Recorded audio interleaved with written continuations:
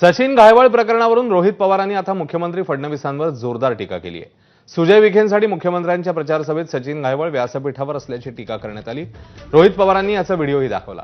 मुख्यमंत्र्यांनी भाषणाआधी सचिन घायवळचं नावही घेतल्याचा आरोप रोहित पवारांनी केलाय। तर गुंडाला सहजपणे पासपोर्ट कसा मिळाला असा सवालही रोहित पवारांनी उपस्थित केला। तानाजी सावंत यांचे पुतणे घायवळ यांचे पार्टनर आहेत असा आरोपही रोहित पवारांनी केला।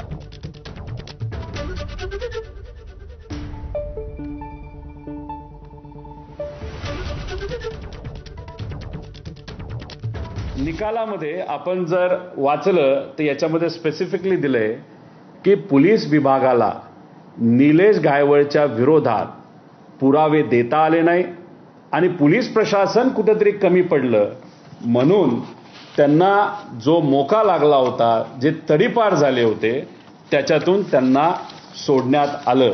कोर्टात पुरावा न देता निलेश घायवळला तिथं तुम्ही मदत केली आणि मग तिथून जी तुमची मदत सुरू झाली ती हे आहे कोर्टाचा एक निर्णय।